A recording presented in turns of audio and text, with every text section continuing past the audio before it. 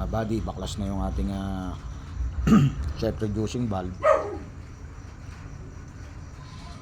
So ito yung spool natin. Yan, mahalaga po yan, mahalaga yung spool na yan. So yung screw natin, ito yung poppet natin, ito yung lock nut, ito yung spring. Yan,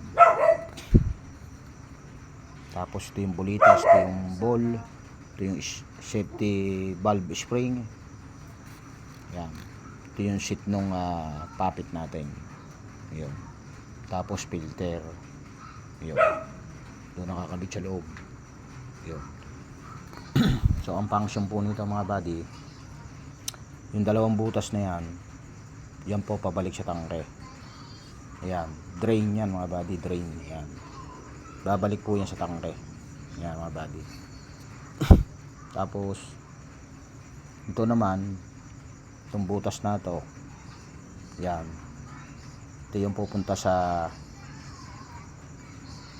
solenoid ng PC valve, PC, EPC, yun, solenoid doon sa may bomba. Tapos ito naman tatakbo rin sa filter, tapos accumulator, tapos diretso yan sa sa solenoid valve body nya. Yun po yung design ng unit na ito mga body. So kailangan po rito sa spool na ito, ayan, yung isa niyan mababaw, dito malalim. So ang kabit po niyan paganyan. Ayan, paganyan po yan. Yun, kailangan ito maluwag, naglalaro mga buddy, hindi pwede stock. Pag stock po to, mapakahalaga nito. Pag stock to, ayan, yung hole na yan, yung butas po na hole na yan, yan, tsaka ito, yung dalawa na ito, yan, hindi po pwede na stock to, kasi pag ito yung stock, yan, yung butas na yan, pag i-stock po yan, mawawalan po tayo ng tinatawag na mag-goes down ang pressure, goes down. Yan, mag-goes down ang ating pressure. Tapos hindi niya na masusuplayan yung mga solenoid niya ng pressure, at saka yung PC, EPC niya, tsaka yung PPC valve. Ayun mga buddy. So ganyan kahalaga yan. Yung hole na butas na yan, dito po lalabas yan, tatakbo yan dun sa PC valve solenoid, PC, EPC solenoid ito. Tapos ito naman tatakbo naman ito dun sa may filter, tapos diretso po yun sa kung tawagin nyo na STI, solenoid valve group. Yun. So mga buddy, ganun kahalaga ito. Kailangan smooth lang po yan. Yan, ganyan. Kailangan, yun, pag tinulak mong ganun, lumusot sa kabila, yun, hindi antimano, palit ng bago. Ganun yun mga buddy. Yun, kabilaan yan, kailangan smooth lang yan mga buddy, smooth. Ganyan kahalaga yung spool na yan. Yun, yun mga buddy.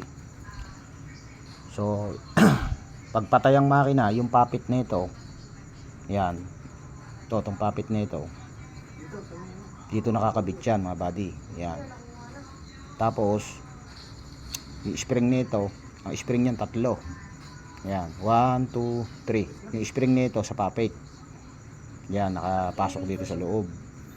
Tapos nakalagay rin sa loob, yun, dun sa seat nya, yun, dun siya nakalagay, yun, nakaganon. Tapos yung dulo niyan, ito, yun, nakaganon. Tapos ito yung lock nut nya. Yun mga buddy, ang function nitong poppet na ito, ayan, pagka yan po ay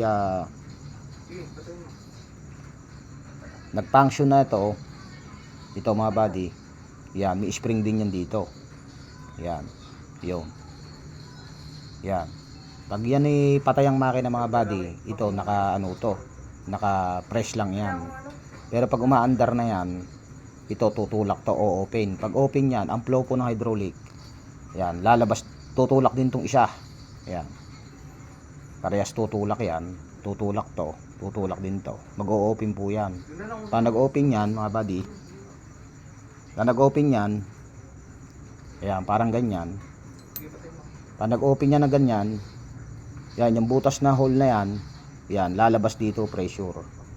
Kaya, pupunta yan doon sa PCE-PC solenoid. Tapos yung PCE-PC solenoid na yun, mag-e-energize yung kuryente. Tapos tutulak po yun, mag-e-energize. Tapos yung switch plate niya, magpo-full angle na ganon. Yung switch plate doon sa main pump. Then ang mangyayari, magpo-full stroke, mga buddy. Yo. Pag nag-swash na siya ng full stroke, yo. Tapos yung butas na dalawa na yan, ito at saka ito, yan, konektado po yan sa PPC valve.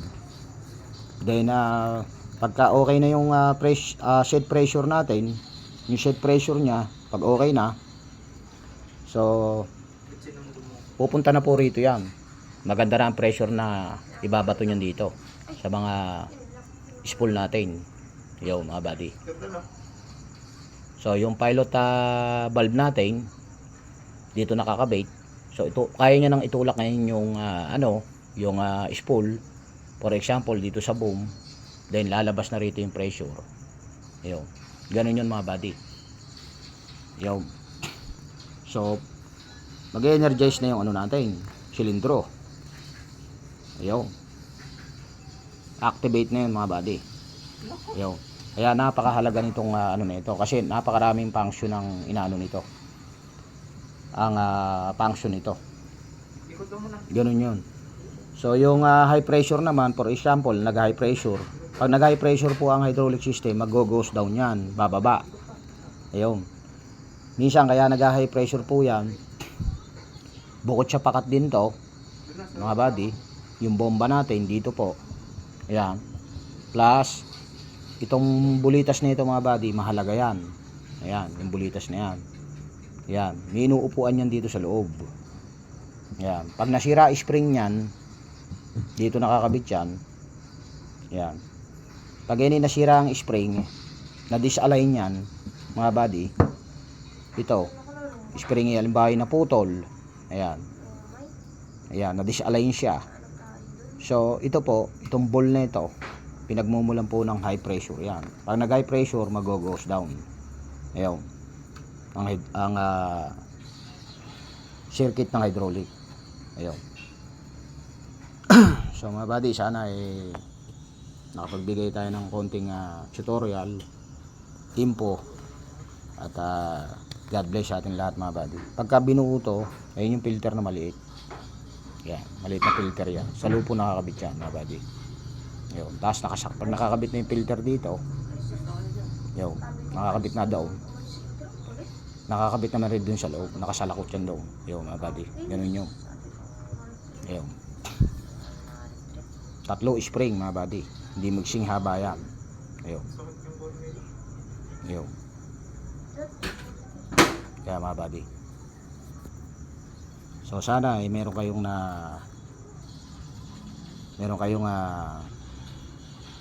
another natutunan na naman sa ating mini vlog. God bless sa ating lahat at thank you for watching, at sana i-share ninyo ang ating video para sa ating mga beginner na mga tumutuklas sa hydraulic system, mga buddy. Yan.